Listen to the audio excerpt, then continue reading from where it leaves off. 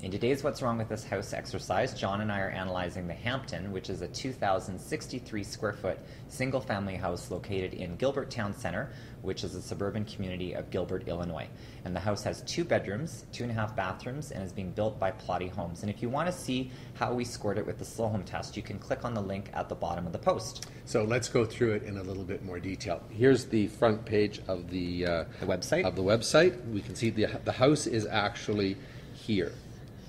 So they're attached. They're in groups of 2. That's so right. We're looking at that. This is a different house, and we can see the site plan. It actually scores 12 out of 100 on the walk score. So it's a typical suburban, car-dependent greenfield site. Yeah. So 0 points for location. Yeah. And there's the site plan. It doesn't really talk about any environmental features other than, the sort of standard stuff, so I don't think we can give it the environmental I agree, performance. So 0 for that. And it's, again, a fairly typical, street-oriented front car garage neighborhood with rear yards that just face each other. It's interesting because in the site plan they do make it look fairly green and fairly nice with the trees and stuff, but if you go back to that first image on the website, we can see actually what the reality is, and it's in the middle of a field. I don't nary a tree there, so I don't know. No, not. I mean, of course, trees do grow over time. Agreed, but it's still. It's my concern is that the houses face west. Right. And east. They're really oriented the wrong way. So we should give it 0 for sighting. I think that it's of course if the houses are on this side, they're okay because the garage doesn't let any light in.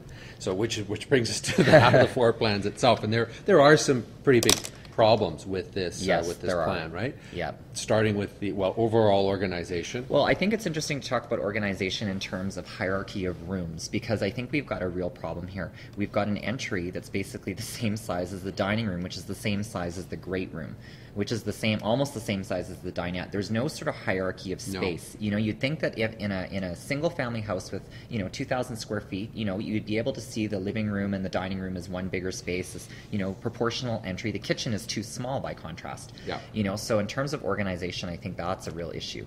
And I think that there's also circulation problems of how you get into the house, and that stair is in the wrong place, I think. Well, it's unclear. You come in, you've got to, think about it, you've got to transit the entry to go upstairs. It just doesn't make a lot of sense in terms of day-to-day functionality. So 0 points for the organization. 0 for that. I can't see that we can give points for that entry. Well, usually the entries are too small. Now this is just way too big. It's it's grand in a size where you don't really have the luxury of having a grand space. 2,000 square feet is not a big enough square footage to devote that much space to the entry and to have that detailed of a stair. And so it just seems like a waste of space.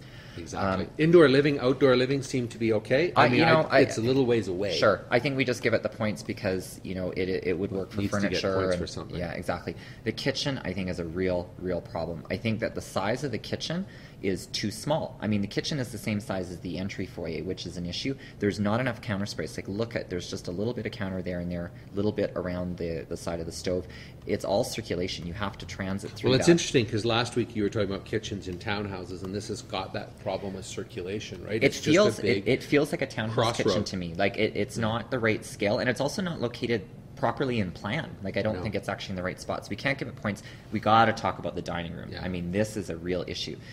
Here we've got the dining room, which is a windowless space. That's right. Windowless space. Next door we've got the dinette. Isn't that nice? It's going to feel like a restaurant. We've got 2 tables right next to each other that are totally open to each other. And really, who has a dinette in the modern era? The dinette space is actually a nicer space than the dining room. Well, it's got a window to the side, which, okay, but it's got the window to the deck in the back. That's actually great. But come on, really right next to each other? Yeah, that's going to feel stupid. Yeah. Bedrooms, they're not bad. Yeah.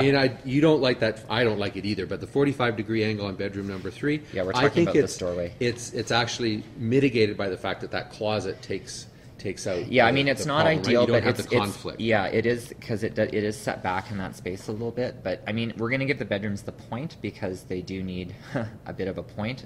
Even this, they could have had. They've got a window to the front there, so that actually is a good condition. Yeah. Overall, it's not so bad. We've got to talk about the bathrooms because there are some real issues with the bathrooms in this house. And let's start with the powder room on the main floor. Well, the 45-degree angle makes it almost impossible to close the door and stand in there, except unless you're standing on the toilet. Like, why would they do that? I mean, they're thinking, oh, we're going to save space, but the entry is always so huge. Like, what are you saving space from? It's not like we've got a cramped entry. Like, cutting that off and having the door swing, it's almost to the point where it's going to hit the toilet. You're going to have to stand on the toilet to close the door.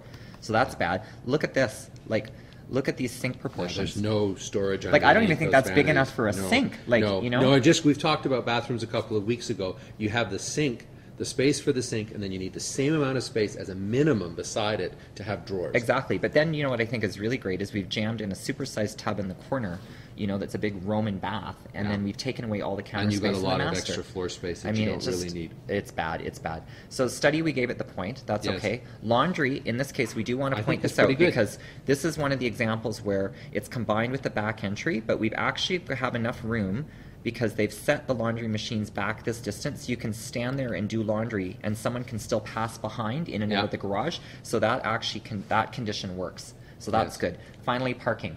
Yeah, well, you know, the parking in and of itself as a place to park a car is good. Yeah, because they've got the problem- clearances. That's right. The So- problem is the impact it has on the rest of the house. dominates. Look at it. Just dominates Like- the house. You've got space for a door. and Just that's a it. door. And we saw that in the elevation. It was just all a garage on the front. Plus, they've got this optional third car garage, which Yeah. makes it even more dominant. So we're not going to give it the point for parking. So that gives it a score of 5 out of 20 on the slow home test, which isn't particularly good. What's No. your favorite or least favorite part of this plan? I think it comes to organization. I think the organization is the problem because the spaces, the proportion of them don't work overall. I mean, I was thinking about it. I don't like the dinette. I don't like the kitchen. I don't like the dining room. But I think it comes down to an overall organizational problem. For me, it's the foyer. I think it just is too much wasted space. It's so big you feel like you need to furnish it, and yet at the same time, that powder room is just awkward. It just doesn't make any sense to me. So we're interested in what you think about this house. If what do you think drives you crazy, and also what do you think is good about it? And let us know, and we'll see you tomorrow. See you tomorrow.